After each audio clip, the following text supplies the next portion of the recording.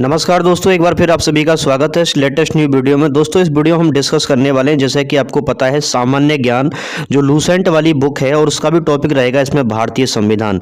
ये जो पतली सी बुक है, इसमें गागर में सागर भरने वाली बात है। यानी कि ये अगर आप इस पतली सी बुक को अच्छे से कर लेते हो तो मैं नहीं समझता कि कोई आपका जनरल एग्जाम से आप बीट हो सकते हो। ठीक है ना।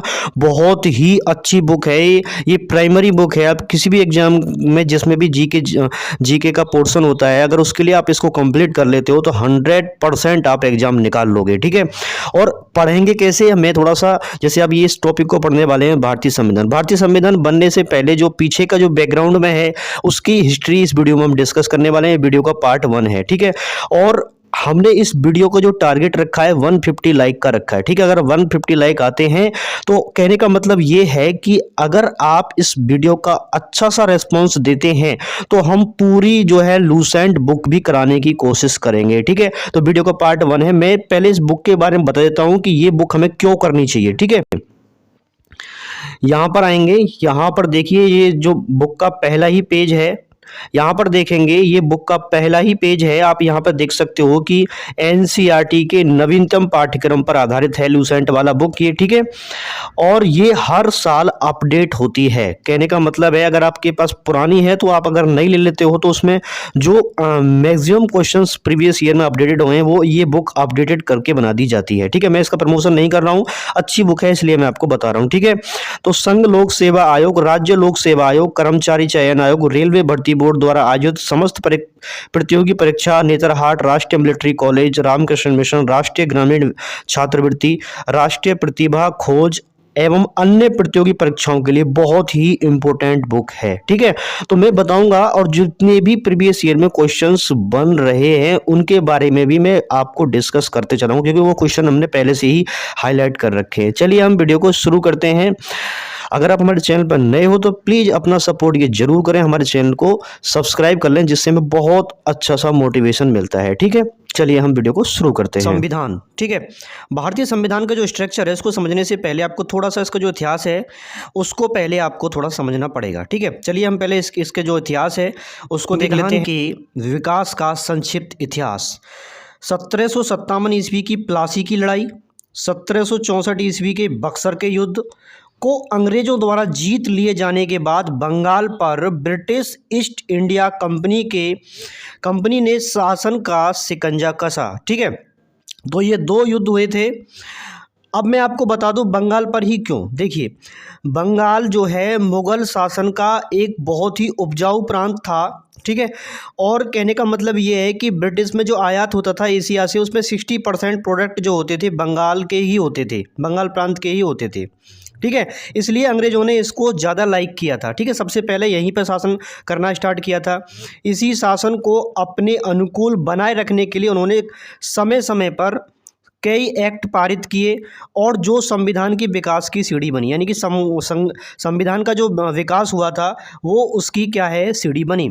तो पहला एक्ट देखिए, ये है 1773, बहुत ही इंपॉर्टेंट रेगुलेटिंग एक्ट है 1773 रेगुलेटिंग एक्ट। इस अधिनियम का अत्यधिक संवैधानिक महत्व है। जैसे देखेंगे भारत में, ठीक है, भारत में ईस्ट इंडिया कंपनी के कार्यों को नियमित और नियंत्रित करने की दिशा में ब्रिटिश सरकार द्वारा उठाया गया यह पहला कदम था। अर्थात कंपनी के शासन पर संसदीय नियंत्रण स्थापित किया गया। इसके द्वारा पहली बार कंपनी के प्रशासनिक राजनीतिक कार्यों को मान्यता मिली। इसके द्वारा केंद्रीय प्रशासन की नींव रखी गई। ठीक है। रेगुलेटिंग एक्ट के अकॉर्डिंग। चलिए इसकी जो विशेषताएं देख लेते हैं। विशेषताएं देखो क्या है। इस अधिनियम द्वारा बंगाल का गवर्नर जनरल पद नाम दिया गया तथा मुंबई मद्रास के जो गवर्नर थे वो इसके अधीन उनको कर दिया गया था। इस एक्ट के तहत बनने वाले प्रथम governor general Lord Warren Hastings थे। कौन थे? Lord Warren Hastings. ये प्रीवियस ईयर में पूछा गया इसलिए मैंने इसको हाईलाइट कर रखा है। नंबर 2, इस एक्ट के अंतर्गत कलकत्ता प्रेसिडेंसी में एक ऐसी सरकार स्थापित की गई जिसमें गवर्नर जनरल और उसकी परिषद के 4 सदस्य थे जो अपनी सत्ता के उपयोग संयुक्त रूप से करते थे। ठीक है।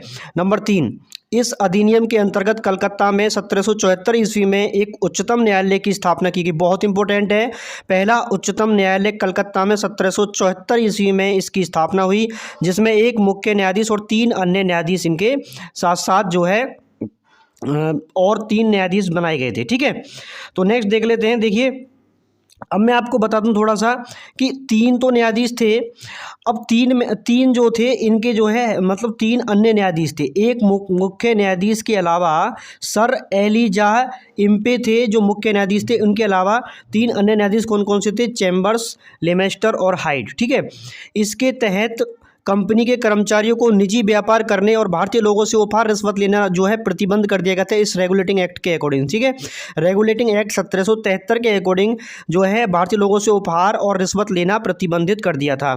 इस अधिनियम के द्वारा ब्रिटिश सरकार को बोर्ड ऑफ डायरेक्टर्स के माध्यम से कंपनी पर नियंत्रण सशक्त हो गया। इसे भारत में इसके राजस्व, नागरिक, सैन्य मामलों की जानकारी ब्रिटिश सरकार को देना आवश्यक कर दिया। ठीक है, नेक्स्ट देख लेते हैं एक्ट ऑफ सेटलमेंट। अब मैं बात करूं, देखो ये नया एक्ट इन्होंने इसमें एडजस्टमेंट कर दिया। Act of settlement 1781 regulating act की कमियों को दूर करने के लिए इस एक्ट का प्रावधान किया गया। इस एक्ट के अनुसार कलकत्ता की सरकार को बंगाल, बिहार, उड़ीसा के लिए भी विधि बनाने का जो है प्राधिकार प्रदान किया गया। अब हम बात करें 1784 में पीटर्स इंडिया एक्ट बना था। इस एक्ट के द्वारा दोहरे प्रशासन का प्रारंभ हुआ। बोर्ड ऑफ डायरेक्टर्स व्यापारिक मामलों के लिए, बोर्ड ऑफ कंट्रोलर ये राजनीतिक मामलों के लिए थे। बोर्ड ऑफ डायरेक्टर थे व्यापारिक मामलों के लिए और बोर्ड ऑफ कंट्रोलर थे राजनीतिक मामलों के लिए। ठीक है, 1793 ईस्वी का चार्टर अधिनियम, इसके द्वारा नियंत्रण बोर्ड के सदस्यों और कर्मचारियों के वेतनादि को भारतीय राजस्व में से देने की व्यवस्था की गई थी। ठीक है, नेक्स्ट देख लेते हैं। देखिए 1813 ईस्वी का चार्टर अधिनियम जो है उसके अकॉर्डिंग देखो क्या बदलाव हुए थे। इस अधिनियम की मुख्य विशेषता है कंपनी के अधिकार पत्र को 20 वर्षों के लिए बढ़ा दिया गया था। नंबर 2, कंपनी के भारत के साथ व्यापार करने के एक अधिकार को छीन लिया गया, किंतु उसे चीन के साथ व्यापार एवं पूर्वी देशों के साथ चाय के व्यापार के संबंध में 20 वर्षों के लिए एक अधिकार प्राप्त हो रहा था। ठीक है, अब मैं आपको बता दूं जो इसमें जितनी भी डेट दिए, जैसे प्लासी का युद्ध था, ठीक है, बक्सर का युद्ध था, ये सभी डेट के बारे में पूछता है। वो दे देगा प्लासी का युद्ध कब हुआ था, तो डेट आपको बताना है, उसमें ऑप्शन मिल जाएंगे 3-4 डेट। ठीक है, तो इस तरीके के डेट के बारे में पूछता है। चार्टर अधिनियम ये पूछेगा 1813 में क्या बदलाव हुए थे, तो मेन चीज़ें इसमें से ऑप्शन में दे देगा 20 वर्षों के लिए कंपनी का जो है अधिकार पत्र को बढ़ा दिया गया, कंपनी के साथ व्यापार करने का अधिकार छीन लिया गया। तो इस तरीके के जो है आपको ऑप्शन बना के उसमें से दे देंगे। ठीक है, फिर और दे देंगे फिर आपको ऑल ऑफ दीज। ठीक है, नेक्स्ट देख लेते हैं। इसमें देखिए नागरिकों के लिए भारत के साथ देखिए ध्यान से इसको देखेंगे थोड़ा सा।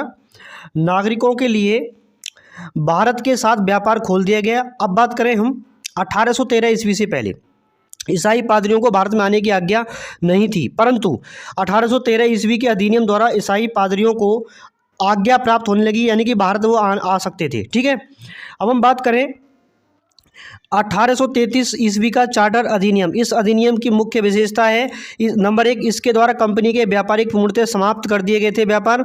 अब कंपनी का कार्य ब्रिटिश सरकार की ओर से मात्र भारत का शासन करना रह गया था। बंगाल के गवर्नर जनरल को भारत का गवर्नर जनरल भी कहा जाने लगा। ध्यान देना है आपको, 1833 चार्टर अधिनियम के अकॉर्डिंग बंगाल के गवर्नर जनरल को ही भारत का गवर्नर जनरल कहा जाने लगा। बहुत इंपॉर्टेंट है, ऐसे क्वेश्चन पूछे जाते हैं। ठीक है, थोड़ा आगे देख लेते हैं। देखिए दोबारा देखेंगे, बंबई तथा मद्रास के परिषदों की विधि निर्माण शक्तियों को वापस ले लिया गया। विधिक परामर्श हेतु गवर्नर जनरल की परिषद में विधि सदस्य के रूप में 14 सदस्यों को शामिल किया गया था। भारत में दास प्रथा को विधि विरुद्ध घोषित कर दिया गया तथा 1843 ईस्वी में उसका जो है उन्मूलन भी कर दिया गया। अधिनियम की धारा 87 के तहत कंपनी के अधीन पद धारण करने के लिए किसी व्यक्ति को धर्म, जन्मस्थान, मूलवंश या रंग के आधार पर जो है उसको अयोग्य नहीं ठहराया जा सकता था। ठीक है, उसको जो है अयोग्य न ठहराए जाने के बारे में उसमें उपबंध था। गवर्नर जनरल की परिषद को राजस्व के संबंध में पूर्ण अधिकार प्रदान करते हुए गवर्नर जनरल को संपूर्ण देश के लिए एक ही बजट बनाया गया था इसी अधिनियम के। कौन सा? 1833 का जो चार्टर अधिनियम है, इसके अकॉर्डिंग ही भारतीय कानूनों का वर्गीकरण किया गया तथा इस कार्य के लिए विधि आयोग की नियुक्ति की व्यवस्था की गई। 1834 में लॉर्ड मैकाले की अध्यक्षता में प्रथम विधि आयोग का गठन किया गया था। 1834 ईस्वी में। ये पूछ सकते हैं आपसे, प्रथम विधि आयोग किसकी अध्यक्षता में? तो आंसर है लॉर्ड मैकाले। ठीक है। 1853 ईस्वी का चार्टर अधिनियम। इस अधिनियम की मुख्य विशेषताएं हैं, इस अधिनियम के द्वारा सेवाओं में नामजदगी का सिद्धांत समाप्त कर कंपनी के महत्वपूर्ण पदों को प्रतियोगी परीक्षाओं के आधार पर भरने की जो है व्यवस्था की गई। ठीक है। अब हम बात करते हैं इसके लिए 1854 ईस्वी में मैकाले समिति की नियुक्ति की गई। इस अधिनियम के द्वारा गवर्नर जनरल की परिषद के विधायी एवं प्रशासनिक कार्यों को अलग कर दिया गया। इसके तहत परिषद में 6 नए पार्षद जोड़े गए जिन्हें विधान परिषद कहा गया। ठीक है। नेक्स्ट है 1858 का भारत शासन अधिनियम। ठीक है। 1858 का भारत शासन अधिनियम, देखिए इसके कारण क्या बदलाव हुए थे। 1858 का भारत शासन अधिनियम, इस अधिनियम की विशेषता क्या क्या है? भारत का शासन कंपनी से लेकर ब्रिटिश क्राउन के हाथों में उसको सौंप दिया गया था। ठीक है। और भारत में मंत्री पद की व्यवस्था की गई थी। 15 सदस्य। अब मंत्री पद की व्यवस्था किसके अकॉर्डिंग की गई? तो ध्यान देना है आपको, ये क्वेश्चन पूछा गया है प्रीवियस ईयर में। तो 1858 का भारत शासन अधिनियम के अकॉर्डिंग मंत्री पद की जो है व्यवस्था की गई थी। 15 सदस्यों की भारत परिषद का सृजन हुआ। 8 सदस्य ब्रिटिश सरकार और 7 सदस्य जो थे कंपनी के निदेशक मंडल द्वारा जो है चयनित होते थे। भारतीय मामलों पर ब्रिटिश संसद का सीधा नियंत्रण स्थापित किया गया। मुगल सम्राट के पदों को समाप्त कर दिया गया। ठीक है। यानी कि अब यहाँ से आगे मुगल सम्राट नहीं होंगे, वो सब पूरा टोटली क्या है कि ब्रिटिश क्राउन के हाथों में पूरा उसको सौंप दिया गया था। ठीक है। नेक्स्ट देख लेते हैं। मुगल सम्राट के पद को समाप्त तो इन्होंने कर दिया था इस एक्ट के अकॉर्डिंग। इस अधिनियम के द्वारा बोर्ड ऑफ डायरेक्टर्स तथा बोर्ड ऑफ कंट्रोल को समाप्त कर दिया गया। भारत में शासन संचालन के ब्रिटिश मंत्रिमंडल में एक सदस्य के रूप में भारत के राज्य सचिव की नियुक्ति की गई। वह अपने कार्यों के लिए ब्रिटिश संसद के प्रति उत्तरदायी होता था। भारत के प्रशासन पर इसका महत्वपूर्ण नियंत्रण था। ठीक है। भारत का जो प्रशासन था, जो सचिव बनाया था, इसका पूर्ण नियंत्रण था। ठीक है। उसी का वाक्य अंतिम होता था, चाहे वह नीति के विषय में हो या अन्य ब्यौरे के विषय में। अब नेक्स्ट देखो, ये येलो कर रखा है, बहुत ही इंपॉर्टेंट क्वेश्चन ही आया हुआ है प्रीवियस ईयर में। भारत के गवर्नर जनरल का नाम बदलकर वायसराय कर दिया गया। अतः इस समय के गवर्नर जनरल लॉर्ड कैनिंग थे। अंतिम गवर्नर जनरल एवं प्रथम वायसराय लॉर्ड कैनिंग ही हुए थे। ठीक है। तो 1861 ईस्वी का भारत परिषदीय अधिनियम। इस अधिनियम की विशेषताएं: गवर्नर जनरल की कार्यकारिणी परिषद का विस्तार किया गया। नंबर 2, विभागीय प्रणाली का प्रारंभ हुआ लॉर्ड कैनिंग द्वारा। नंबर 3, गवर्नर जनरल को पहली बार अध्यादेश जारी करने की शक्ति प्रदान की गई थी। ऐसे अध्यादेश की अवधि 6 माह होती थी। गवर्नर जनरल को बंगाल, उत्तर पश्चिम सीमा प्रांत और पंजाब में विधान परिषद स्थापित करने की शक्ति प्रदान की गई। नंबर 5, इसके द्वारा कानून बनाने की प्रक्रिया में भारतीय प्रतिनिधियों को शामिल करने की शुरुआत हुई। वायसराय कुछ भारतीयों को विस्तारित परिषद में गैर सरकारी सदस्यों के रूप में नामांकित कर सकता था इस अधिनियम के अकॉर्डिंग। ठीक है। 1861 भारत परिषद का जो अधिनियम था। ठीक है। नेक्स्ट देख लेते हैं। वायसराय कुछ 1862 ईस्वी में लॉर्ड कैनिंग ने 3 भारतीयों बनारस के राजा, पटियाला के महाराजा सर दिनकर राव को विधान परिषद में मनोनीत किया था। कौन कौन से? पटियाला के राजा और दिनकर राव, ये पूछा गया है। अच्छे से कर लेना। 1873 ईस्वी का अधिनियम, इस अधिनियम द्वारा यह उपबंध किया गया कि ईस्ट इंडिया कंपनी को किसी भी समय भंग किया जा सकता है। 1 जनवरी 1884 को पहली बार ईस्ट इंडिया कंपनी को औपचारिक रूप से भंग कर दिया गया था। ठीक है, 1873 जो है अधिनियम था उसके अकॉर्डिंग। शाही उपाधि अधिनियम, शाही उपाधि अधिनियम, इस अधिनियम द्वारा गवर्नर जनरल की केंद्रीय कार्यकारिणी में छठे सदस्य की नियुक्ति कर उसे लोक निर्माण विभाग का कार्य सौंपा गया। 18 अप्रैल 1876 ईस्वी को एक घोषणा द्वारा महारानी विक्टोरिया को भारत की सम्राज्ञी घोषित किया गया।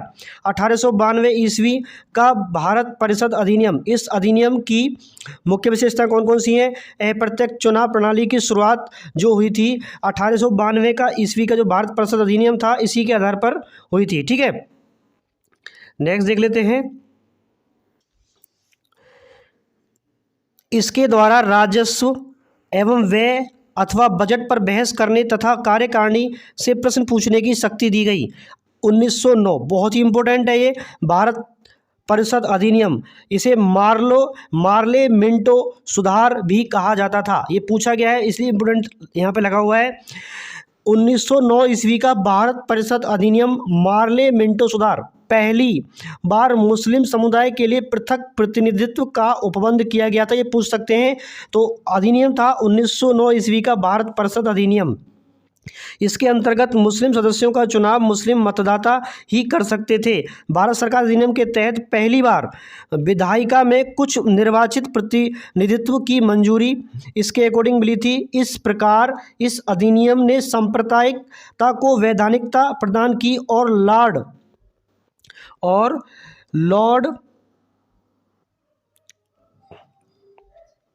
लॉर्ड मिंटो को सांप्रदायिक निर्वाचन के जनक के रूप में जाना गया था।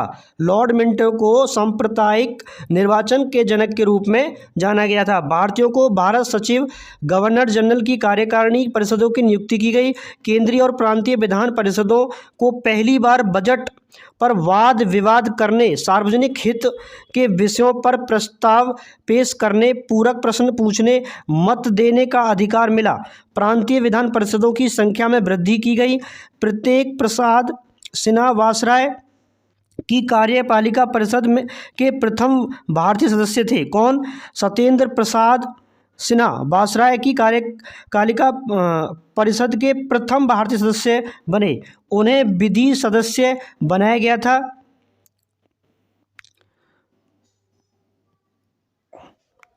इस अधिनियम के तहत presidency, corporation, chambers of commerce, विश्वविद्यालय और जमींदारों के लिए अलग प्रतिनिधित्व का प्रावधान किया गया। 1909 ईस्वी में लॉर्ड मार्ले, ठीक है, लॉर्ड मार्ले इंग्लैंड में भारत के राज्य सचिव थे और लॉर्ड मिंटो भारत के वासराय थे। उस टाइम लॉर्ड मिंटो 1909 में भारत के वासराय थे और भारत के राज्य सचिव थे लॉर्ड मार्ले। ठीक है, 1919 वेरी इंपॉर्टेंट है, ये पूछा गया है और इसका नाम ही पूछा गया है कि इसका डिफरेंट जो नाम है वो क्या है। 1919 ईस्वी का भारत शासन अधिनियम, इसे मॉन्टेग्यू चेम्सफोर्ड सुधार भी के नाम से भी इसको जाना जाता है। 1919 का भारत शासन अधिनियम को। इसकी विशेषताएं, नंबर 1, केंद्र में द्विसदनात्मक विधायिका की स्थापना की गई। प्रथम राज्य परिषद और दूसरा केंद्रीय विधानसभा। राज्य परिषद के सदस्यों की संख्या 60 थी, जिसमें 34 निर्वाचित होते थे। उनका कार्यकाल 5 वर्षों का होता था। केंद्रीय विधानसभा के सदस्यों की संख्या 144 थी, जिसमें 104 निर्वाचित होते थे और 40 को ऐसे डायरेक्ट मनोनीत किया जाता था। इनका कार्यकाल 3 वर्षों का था। दोनों सदनों के अधिकार समान थे। इनमें सिर्फ देखो, इनमें सिर्फ क्या अलग था, इनमें सिर्फ एक ही अंतर था और वो अंतर था कि बजट पर स्वीकृति प्रदान करने का अधिकार निचले सदन को ही था। जैसे आप बात कर सकते हैं लोकसभा है ना, इस तरीके से। प्रांतों में द्वैध शासन प्रणाली का प्रवर्तन किया गया। ठीक है, प्रांतों में द्वैध शासन के जनक जो हैं लियोनस कार्टियस हैं। बहुत इंपॉर्टेंट क्वेश्चन है ये। प्रांतों में द्वैध शासन के जो जनक किसे कहा जाता है? लियोनस कार्टियस को कहा जाता है। नंबर 3, इस योजना के अनुसार प्रांतीय विषयों को 2 उपवर्गों में विभाजित किया गया, आरक्षित तथा हस्तांतरित और अंतरित। ठीक है, आरक्षित विषय क्या है? देखिए, आरक्षित विषय वित्त, भूमि कर, अकाल सहायता, न्याय, पुलिस, पेंशन, आपराधिक जातियां, क्रिमिनल ट्राइब्स, छापा खाना, समाचार पत्र, सिंचाई, जलमार्ग, खान कारखाना, बिजली, गैस, बॉयलर, श्रमिक कल्याण, औद्योगिक विवाद, मोटर गाड़ियाँ, छोटे बंदरगाह और सार्वजनिक सेवाएं जो है आरक्षित विषय के अंदर आती थी। ठीक है, अब बात करें हस्तांतरित जो विषय है, शिक्षा, पुस्तकालय, संग्रहालय, स्थानीय स्वायत्त शासन, चिकित्सा सहायता, सार्वजनिक निर्माण विभाग, आबकारी उद्योग, तोल माप, सार्वजनिक मनोरंजन पर नियंत्रण तथा धार्मिक तथा आग्रह दान आदि हस्तांतरित विषय के अंदर ये आते थे। ठीक है, अब देखो नोट बहुत इंपॉर्टेंट है, नोट देखेंगे। आरक्षित विषयों का प्रशासन गवर्नर उसकी कार्यकारी परिषद के माध्यम से किया जाना था, जबकि हस्तांतरित विषयों का प्रशासन गवर्नर द्वारा विधि विधान परिषद के प्रत्युत्तरदायी मंत्रियों की सहायता से किया जाना था। इस द्वैत शासन प्रणाली को 1935 के एक्ट द्वारा समाप्त कर दिया गया था। ठीक है, भारत सचिव को अधिकार दिया गया कि वह भारत में महालेखा परीक्षक की नियुक्ति कर सकता है। इस अधिनियम ने भारत में एक लोक सेवा आयोग के गठन का प्रावधान किया गया। अतः 1926 ईस्वी में ली आयोग की सिफारिश पर सिविल सेवकों की भर्ती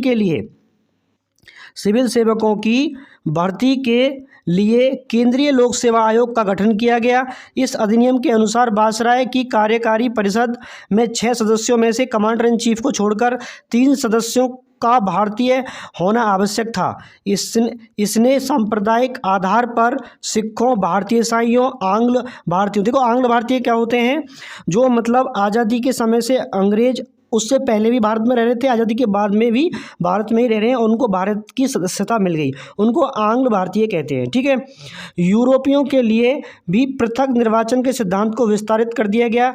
इसमें पहली बार केंद्रीय बजट को राज्य बजट से अलग कर दिया गया। इसके अंतर्गत एक वैधानिक आयोग का गठन किया गया। ठीक है, इसके अकॉर्डिंग एक वैधानिक आयोग का गठन किया गया जिसका कार्य 10 वर्ष बाद जांच करने के बाद अपनी रिपोर्ट प्रस्तुत करना था। इस अधिनियम में केंद्रीय विधानसभा में वायसराय के अध्यादेश जारी करने की शक्तियों को निम्न रूप में बनाए रखा।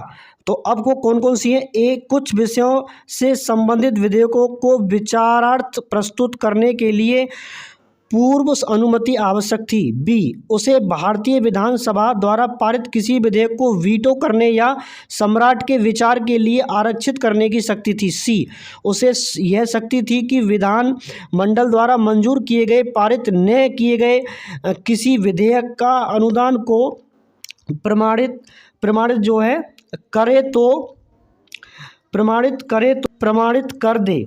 ठीक है, प्रमाणित कर दे। तो ऐसे प्रमाणित विधेयक विधान मंडल द्वारा पारित विधेयक के सामने हो जाते थे। वह आपात स्थिति में अध्यादेश बना सकता था जिनका अस्थायी अवधि के लिए विधिक प्रभाव होता था। मॉन्टेग्यू चैमफोर्ड सुधार, भारत शासन अधिनियम 1919 द्वारा भारत में पहली बार महिलाओं को वोट देने का अधिकार मिला। उस समय इंग्लैंड का प्रधानमंत्री लॉयड जॉर्ज था, बहुत इंपॉर्टेंट है ये। तो मॉन्टेग्यू चैमफोर्ड के द्वारा ही महिलाओं को पहले वोट देने का अधिकार दिया गया था और उस टाइम पर प्रधानमंत्री कौन थे, इंग्लैंड के लॉयड जॉर्ज। ठीक है, नेक्स्ट देख लेते हैं 1935 1935 ईस्वी का भारत शासन अधिनियम, बहुत ही इंपॉर्टेंट है ये। 1935 का भारत शासन अधिनियम, 1935 के अधिनियम के में 321 अनुच्छेद 10 अनुसूची थी। इस अधिनियम की मुख्य विशेषताएं इस प्रकार हैं।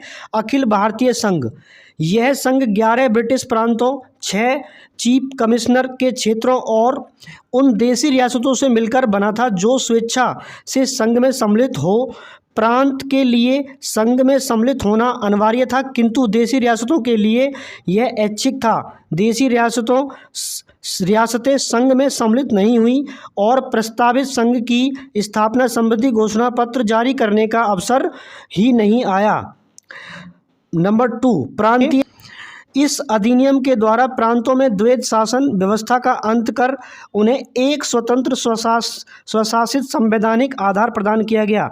केंद्र में द्वैध शासन की स्थापना इस अधिनियम में 1935 जो अधिनियम है भारत सरकार अधिनियम, इस अधिनियम में विधायी शक्तियों को केंद्र और प्रांतीय विधानमंडलों के बीच विभाजित किया गया। इसके तहत परिसंघ सूची, प्रांतीय सूची, समवर्ती सूची का निर्माण भी किया गया था, जो कि अब भी है। जो है पहली जो 8 अनुसूची बनी उनमें इसको पहले ही इसको रखा गया था। ठीक है, तो इसी के आधार पर वो अनुसूची में जो है संघीय सूची, प्रांतीय सूची और समवर्ती सूची को रखा गया था। ठीक है, नेक्स्ट देख लेते हैं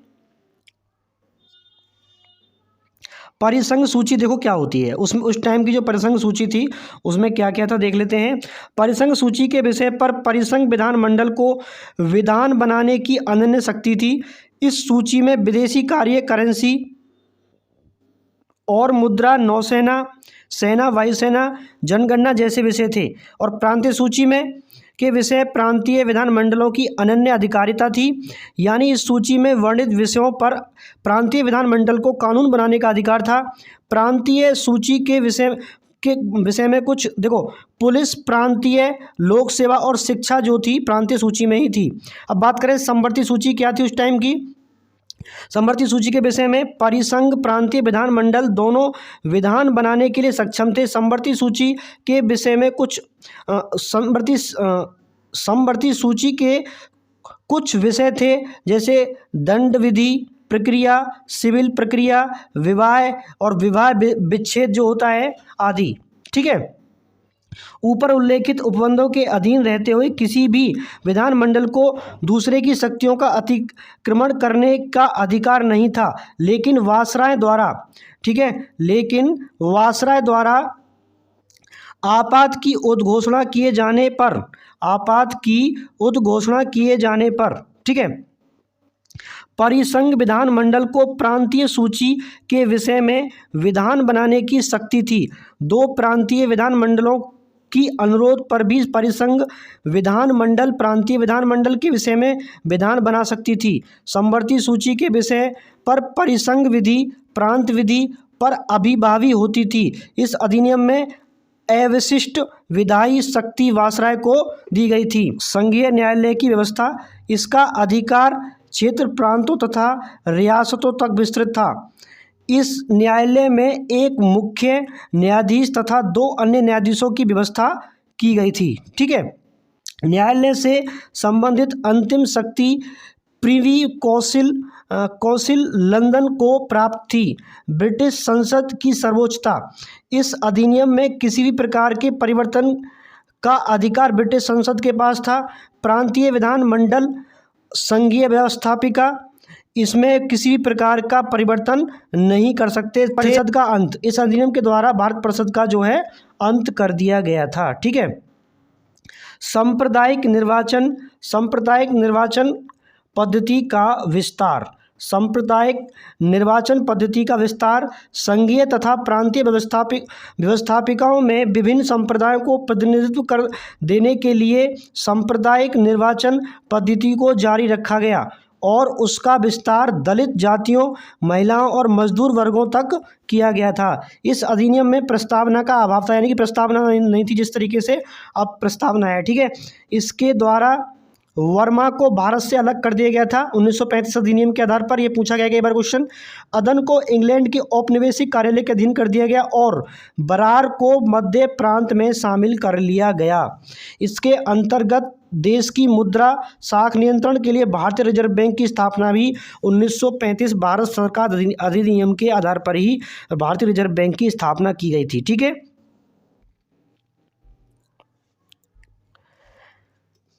इसने मताधिकार का विस्तार किया। लगभग 10% जनसंख्या को मत अधिकार मिल गया।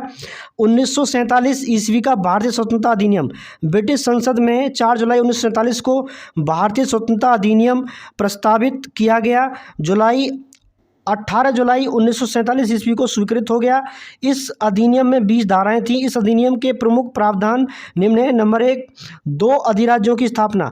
15 अगस्त 1947 को भारत एवं पाकिस्तान 2 अधिराज्य बना दिए गए और उनको ब्रिटिश सरकार सत्ता सौंप देगी। सत्ता का उत्तरदायित्व दोनों अधिराज्यों की संविधान सभा को सौंपी जाएगी। भारत एवं पाकिस्तान दोनों अधिराज्यों में एक एक गवर्नर जनरल होंगे, जिनकी नियुक्ति उनके मंत्रिमंडल की सलाह पर की जाएगी। संविधान सभा का निर्वाचन मंडल के रूप में कार्य करना। जब तक संविधान सभाएं संविधान का निर्माण नहीं कर लेती, अप्लाई करके मतलब वही अप्लाई रहेगा, मतलब वही जो है कानून रहेगा जब तक नया संविधान बन करके तैयार नहीं हो जाता है। ठीक है। विधानमंडल के रूप में कार्य करती रहेंगी। भारत मंत्री के पद समाप्त कर दिए जाएंगे। नंबर 5 पर है 1935 के भारत शासन अधिनियम द्वारा शासन जब तक संविधान सभा द्वारा नया संविधान बनाकर तैयार नहीं किया जाता, तब तक उस समय के जो 1935 के भारतीय शासन अधिनियम द्वारा ही शासन रहेगा। देशी रियासतों पर ब्रिटेन की सर्वोपरिता का उनको भारत पाकिस्तान किसी भी अधिराज्य में सम्मिलित होने और अपने भावी संबंधों का निश्चय करने की स्वतंत्रता प्रदान की गई। नंबर 7, इस अधिनियम के अधीन भारत डोमिनियन को सिंध, बलूचिस्तान, पश्चिम पंजाब, पूर्व बंगाल, पश्चिमोत्तर सीमा प्रांत और असम के सिलहट जिले को छोड़कर भारत का शेष राज्य क्षेत्र जो है मिल गया था। ठीक है। सिलहाट जिले में भारतीय स्वतंत्रता अधिनियम 1947 के प्रवर्त होने के पूर्व जनमत संग्रह में पाकिस्तान के पक्ष में मत दिया गया। भारतीय संविधान सभा कैबिनेट मिशन की संस्तुतियों के आधार पर भारतीय संविधान का निर्माण करने वाली संविधान सभा का गठन 1946 ईस्वी में किया गया। कई बार पूछा गया है ये डेट, 1946 में किया गया था। ठीक है। संविधान सभा गठन। कैबिनेट मिशन के सदस्य Sir Stafford Cripps, Lord Pethick Lawrence, A.B. Alexander थे इसके क्या है सदस्य। भारत के लिए संविधान सभा की रचना हेतु संविधान सभा का विचार सर्वप्रथम स्वराज पार्टी ने 1924 ईस्वी में प्रस्तुत किया था। ठीक है। स्वराज पार्टी ने सबसे पहले संविधान सभा के सदस्यों की कुल संख्या 389 निश्चित की गई थी, जिसमें 292 ब्रिटिश प्रांत के प्रतिनिधि थे, 4 चीफ कमिश्नर और कमिश्नर क्षेत्र के प्रतिनिधि एवं 93 देशी रियासतों के प्रतिनिधि थे। मिशन योजना के अनुसार जुलाई 1946 ईस्वी में संविधान सभा का चुनाव हुआ और कुल 389 सदस्यों में से प्रांत के लिए निर्धारित 296 सदस्यों के लिए चुनाव हुए, जिन्हें विभिन्न प्रांतों की विधानसभाओं द्वारा चुना गया। इसमें कांग्रेस को 208, मुस्लिम लीग को 73 स्थान एवं 15 अन्य दलों के तथा स्वतंत्र उम्मीदवार निर्वाचित हुए। 9 दिसंबर 1946 ईस्वी को संविधान सभा की प्रथम बैठक नई दिल्ली स्थित कौंसिल चैम्बर्स के पुस्तकालय भवन में हुई। ठीक है। ये भी कई बार पूछ लेते हैं। तो सर्वप्रथम 9 दिसंबर 1946 को संविधान सभा की प्रथम बैठक नई दिल्ली स्थित कौंसिल चैम्बर के पुस्तकालय में हुई थी। ये भी कई बार क्वेश्चन पूछा जा चुका है प्रीवियस ईयर क्वेश्चंस में, पेपर में। ठीक है। चलिए, सभा के सबसे बुजुर्ग सदस्य डॉक्टर सच्चिदानंद सिन्हा को इसका अस्थायी अध्यक्ष जो है चुना गया था। तो अस्थायी अध्यक्ष भी कई बार क्वेश्चन पूछा गया है, तो सच्चिदानंद सिन्हा थे संविधान सभा के। ठीक है। मुस्लिम लीग ने इस बैठक का बहिष्कार किया, उन्होंने इसमें पार्टिसिपेट नहीं किया था। पाकिस्तान के लिए बिल्कुल अलग संविधान सभा की मांग प्रारंभ कर दी। हैदराबाद एक ऐसी रियासत थी जिसके प्रतिनिधि संविधान सभा में सम्मिलित नहीं हुए थे। प्रांतों या देशी रियासतों को उनकी जनसंख्या के अनुपात में संविधान सभा में प्रतिनिधित्व दिया गया। साधारणतः 10 लाख की आबादी पर एक स्थान का आवंटन जो है किया गया था। ठीक है।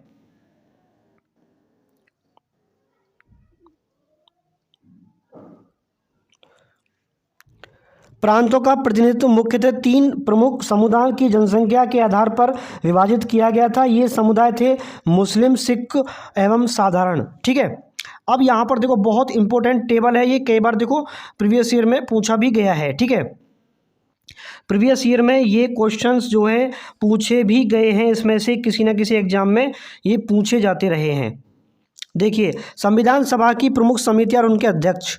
तो संचालन समिति के अध्यक्ष थे डॉक्टर राजेंद्र प्रसाद, संघीय संविधान समिति और केंद्रीय पंडित जवाहरलाल नेहरू थे इसके अध्यक्ष, प्रांतीय संविधान समिति सरदार वल्लभ भाई पटेल, प्रारूप समिति के डॉक्टर भीमराव अम्बेडकर, कई बार पूछा गया है, प्रारूप समिति के अध्यक्ष थे डॉक्टर भीमराव अम्बेडकर, संघ शक्ति समिति पंडित जवाहरलाल नेहरू इसके अध्यक्ष थे, मौलिक अधिकारों एवं अल्पसंख्यकों संबंधी परामर्श समिति के जो अध्यक्ष थे सरदार वल्लभ भाई पटेल, राष्ट्रीय ध्वज संबंधी तटस्थ समिति के अध्यक्ष थे राजेंद्र प्रसाद। ठीक है, बहुत इंपॉर्टेंट है, इसका स्क्रीनशॉट ले सकते हैं आप। नेक्स्ट देख लेते हैं। देखिए,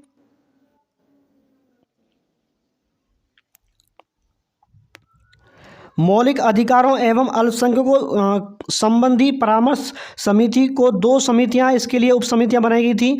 मौलिक अधिकार समिति के उप जेबी कृपलानी और अल्पसंख्यक उप समिति के जो है अध्यक्ष थे एस.सी. मुखर्जी। ठीक है, वो एस.सी. मुखर्जी थे।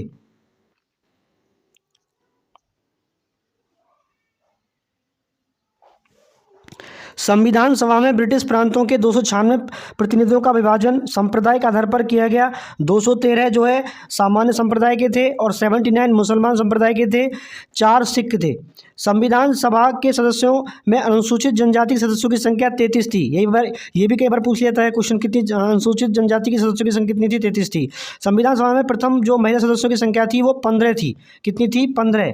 ठीक है, तो 15 महिलाएं इसमें थी, जिनके नाम मैं आपको दिखा देता हूं। देखिए, संविधान सभा में जो 15 महिलाएं थी, प्रथम 15 महिलाएं कौन कौन सी थी संविधान सभा में? तो अम्मू स्वामीनाथन, एनी मैस्क्रीन, बेगम एजाज रसूल, दक्षयानी वेल्यादून, जी दुर्गाबाई, हंसा मेहता, कमला चौधरी, लीला रे, मालती चौधरी, पूर्णिमा बनर्जी। ठीक है, और कुछ महिलाएं और भी थी, देखिए इनके नाम दिए हुए हैं यहाँ पर। मालती चौधरी, पूर्णिमा बनर्जी, रेणुका राय, सरोजिनी नायडू जो उत्तर प्रदेश की प्रथम राज्यपाल थी। ठीक है, राजकुमारी अमृत कौर, सुचिता कृपलानी और विजयलक्ष्मी पंडित, ये प्रथम महिला राज्यपाल भी इनका जो है नाम आता है, प्रथम महिला राज्यपाल के लिए भी। ठीक है, तो चलिए नेक्स्ट देख लेते हैं। इसमें 15 महिलाएं थी संविधान सभा में। ठीक है, महिला सदस्य। अब देखिए, बहुत इंपॉर्टेंट क्वेश्चन है ये। 11 दिसंबर 1946 ईस्वी को डॉक्टर राजेंद्र प्रसाद संविधान सभा के स्थायी अध्यक्ष चुने गए थे। अस्थायी थे डॉक्टर सच्चिदानंद सिन्हा और स्थायी थे डॉक्टर राजेंद्र प्रसाद। ठीक है, संविधान सभा की कार्यवाही 13 दिसंबर 1946 को जवाहरलाल नेहरू द्वारा पेश किए गए उद्देश्य प्रस्ताव के साथ प्रारंभ हुई थी। 22 जनवरी 1947 को उद्देश्य प्रस्ताव की स्वीकृति के बाद संविधान सभा ने संविधान निर्माण हेतु अनेक समितियां नियुक्त की थी। ठीक है, अनेक समितियां नियुक्त की थी। इनमें प्रमुख थी वार्ता समिति, ठीक है, संघ संविधान समिति, प्रांतीय संविधान समिति, संघ शक्ति समिति, प्रारूप समिति। वी.एन. राव द्वारा तैयार किए गए संविधान के प्रारूप पर विचार विमर्श करने के लिए संविधान सभा 29 अगस्त 1947 ईस्वी को एक संकल्प पारित करके प्रारूप समिति का गठन किया गया तथा इसके अध्यक्ष थे डॉक्टर भीमराव अंबेडकर को इसका अध्यक्ष चुना गया था। प्रारूप समिति के सदस्यों की संख्या 7 थी, जो इस प्रकार है। देखो क्या कौन कौन से सदस्य थे उनके, देख लेते हैं सदस्य कौन कौन से थे। डॉक्टर भीमराव अंबेडकर इसके अध्यक्ष थे और इनके सहयोगी थे एन गोपाल स्वामी अयंगर, अल्लादी कृष्णा स्वामी अय्यर, कन्हैयालाल मणिकलाल मुंशी, सैयद मोहम्मद सादुल्ला, एन माधव राव, बी.एल. मित्र के स्थान पर इनको रखा गया था। डी.पी. खेतान 1948 ईस्वी में इनकी मृत्यु के बाद जो है टी.टी. कृष्णामाचारी को इसका सदस्य बनाया गया था। संविधान सभा में अंबेडकर का पहली बार निर्वाचन बंगाल से, ठीक है, बंगाल से तथा देश बंटवारे के बाद इनका जो निर्वाचन हुआ था बॉम्बे से हुआ था। कहाँ से हुआ था? बॉम्बे से हुआ था अंबेडकर का पहली बार निर्वाचन। ठीक है, 3 जून 1947 ईस्वी की योजना के अनुसार देश का बंटवारा हो जाने के पर 3 जून 1947 ईस्वी की योजना के आधार पर देश का बंटवारा हो जाने पर भारतीय संविधान सभा की कुल सदस्यों की संख्या 324 नियत की गई थी, जिनमें 225 स्थान प्रांत के लिए और 89 देशी राज्यों के लिए थे। ठीक है, कैबिनेट मिशन, ठीक है, बहुत इंपॉर्टेंट है, इसमें से भी क्वेश्चन पूछे जाते हैं। लूसेंट में जितनी भी टेबल दे रखी है बहुत इंपॉर्टेंट है, उसमें क्वेश्चन पूछे जाते रहे हैं। कैबिनेट मिशन 1945 प्रस्ताव पर गठित अंतरिम मंत्रिमंडल जो था 2 सितंबर 1946 को ये गठित हुआ था। तो जवाहरलाल नेहरू जो थे मंत्री, और इधर एक क्या है विभाग, कार्यकारी परिषद के उपाध्यक्ष थे, विदेशी मामलों तथा राष्ट्रमंडल के जो विभाग थे जो ये जवाहरलाल नेहरू के पास थे। ठीक है, वल्लभ भाई पटेल, ठीक है, इनके पास गृह, सूचना और प्रसारण मंत्री थे ये। बलदेव रक्षा मंत्री, जॉन माथई उद्योग आपूर्ति, सी राजगोपालचारी शिक्षा मंत्री थे, और CH बाबा कार्य खान बंदरगाह, और राजेंद्र प्रसाद खाद्य एवं कृषि, और आसफ अली थे रेलवे मंत्री। ठीक है, पहले कैबिनेट मंत्री आसफ अली कौन थे? रेलवे मंत्री थे। ठीक है, नेक्स्ट अगर हम बात करें जगजीवन राम, देखिए जगजीवन राम थे श्रम मंत्रालय के मंत्रिमंडल में शामिल मुस्लिम लीग के सदस्य। 26 अक्टूबर 1940 ईस्वी को देखो कौन कौन बने थे? लियाकत अली वित्त मंत्री, आई चुंदरीगर, ठीक है, वाणिज्य, अब्दुल रब नस्तर संचार, और जोगेंद्र नाथ मंडल विधि, बंगाल SCF के चीफ थे ये, और गजानतर अली खां ये स्वास्थ्य के थे। ठीक है, स्वास्थ्य के थे गजानतर अली खां। नेक्स्ट देख लेते हैं, देश विभाजन के बाद संविधान सभा का पुनर्गठन 31 अक्टूबर 1947 को हुआ। यानी कि भारत पाकिस्तान को अलग होने के बाद एक बार 31 अक्टूबर को 1947 को इसका पुनर्गठन किया गया। 31 दिसंबर 1947 को संविधान सभा के सदस्यों की कुल संख्या 299 थी, जिसमें प्रांतीय सदस्यों की संख्या 229, देशी रियासतों के सदस्यों की संख्या 70 थी। प्रारूप समिति ने संविधान के प्रारूप पर विचार विमर्श करने के बाद 21 फरवरी 1948 को संविधान सभा को अपनी रिपोर्ट पेश की। संविधान सभा में संविधान का प्रथम वाचन 4 नवंबर से 9 नवंबर 1948 तक चला। संविधान का दूसरा वाचन 15 नवंबर 1948 ईस्वी को प्रारंभ हुआ। यानी कि ये पढ़ा गया था, इसमें क्या क्या मतलब क्या क्या रखा गया है। ठीक है, जो 17 अक्टूबर 1949 ईस्वी तक चला। संविधान सभा में संविधान का तीसरा वाचन 14 नवंबर 1949 ईस्वी को प्रारंभ हुआ और 26 नवंबर 1949 ईस्वी तक चला। ठीक है, सभा द्वारा संविधान को पारित कर दिया गया। इस समय संविधान सभा के सदस्य 284 उपस्थित थे। स्वतंत्र भारत का प्रथम जो है मंत्रिमंडल 1947 में जो मंत्रिमंडल और विभाग थे क्या क्या थे, देखिए क्या क्या विभाग थे उनके पास।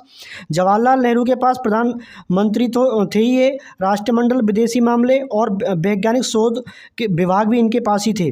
सरदार वल्लभ भाई पटेल गृह, सूचना, प्रसारण और राज्य के मामले इन्हीं के पास थे। डॉक्टर राजेंद्र प्रसाद इनके पास खाद्य एवं कृषि मंत्रालय विभाग जो भी है। मोहम्मद शिक्षा मंत्री थे। जॉन माथई रेलवे और परिवहन मंत्री थे, पहले थे आसफ अली। ठीक है, ध्यान रखना है, ये पूछे जाते हैं शिक्षा मंत्री और रेल मंत्री। डॉक्टर भीमराव अंबेडकर विधि और जगजीवन राम श्रम और सरदार बलदेव सिंह रक्षा, राजकुमारी अमृत कौर स्वास्थ्य, CH बाबा वाणिज्य, रफ़ी अहमद किदवई संचार, RK संगुनम सेट्ठी वित्त, डॉक्टर श्यामा प्रसाद मुखर्जी के पास उद्योग और आपूर्ति जो है मंत्रालय विभाग था। ठीक है, VN गाडगिल के पास जो क्या था, कार्य खान एवं ऊर्जा। संविधान निर्माण की प्रक्रिया में कुल 2 वर्ष 11 महीने 18 दिन, ये पूछ लिया जाता है कई बार, 2 वर्ष 11 महीने और 18 दिन लगे थे और 114 दिन ये टोटल बहस चली थी। संविधान निर्माण में कुल मिलाकर 63,96,729 रुपये जो है खर्च हुए थे। संविधान को जब 26 नवंबर 1949 ईस्वी को संविधान सभा द्वारा पारित किया गया, तब इसमें कुल 22 भाग 395 अनुच्छेद और 8 अनुसूचियाँ थीं। वर्तमान समय में 22 भाग 395 अनुच्छेद और 12 अनुसूचियाँ हैं। ठीक है, तो कहने का मतलब ये 26 नवंबर को ही आज भी संविधान दिवस के रूप में इसको मनाया जाता है। ठीक है, नेक्स्ट देख लेते हैं, संविधान के, यहाँ पर देखेंगे, संविधान के 15 अनुच्छेदों में से 15 जो अनुच्छेद थे उनको 26 नवंबर को इनको परिवर्तित कर दिया गया था, 26 नवंबर 1949 को। और कौन कौन से थे वो जो परिवर्तित किए गए थे? 5, 6, 7, ठीक है, 8, 9, 60, 324, 366, 367, 379, 380, 388, 391, 392, 393 अनुच्छेदों को 26 नवंबर 1949 ईस्वी को परिवर्तित कर दिया गया, जबकि शेष अनुच्छेद 26 जनवरी 1950 को लागू किए गए थे। तो पूर्ण रूप से जो हमारा संविधान लागू हुआ था वो 26 जनवरी 1950 से ही लागू हुआ था, ठीक है। ये कई बार पूछ लिया जाता है। संविधान सभा की अंतिम बैठक 24 जनवरी 1950 ईस्वी को हुई और उसी दिन संविधान सभा के द्वारा डॉक्टर राजेंद्र प्रसाद को भारत का प्रथम राष्ट्रपति चुना। संविधान सभा 26 जनवरी 1950 से 1951 से 52 में हुए आम चुनावों के बाद बनने वाली नई संसद के निर्माण तक भारत की अंतरिम संसद के रूप में काम किया था। संविधान सभा द्वारा किए गए कुछ अन्य कार्य, इसने मई 1949 में राष्ट्रमंडल में भारत की सदस्यता का सत्यापन किया। इसने 22 जुलाई 1947 को राष्ट्रीय ध्वज को अपनाया। इसने 24 जनवरी 1950 को राष्ट्रगान, 26 जनवरी 1950 को राष्ट्रीय गीत को अपनाया था। देखिए बहुत इंपॉर्टेंट डेटा है ये, इसमें से क्वेश्चन भी पूछे जाते हैं। इसने मई 1949 में राष्ट्रमंडल में भारत की सदस्यता को सत्यापित किया था। 22 जुलाई 1947 को राष्ट्रीय ध्वज को अपनाया, 24 जनवरी 1950 को राष्ट्रगान और 26 जनवरी 1950 को राष्ट्रीय गीत को अपनाया था। 26 जुलाई 1947 को गवर्नर जनरल ने पाकिस्तान के लिए पृथक संविधान सभा की स्थापना की थी, ठीक है। पृथक गवर्नर जो है संविधान सभा की स्थापना की थी। आई होप वीडियो आपको बहुत अच्छा लगा होगा। वीडियो देखने के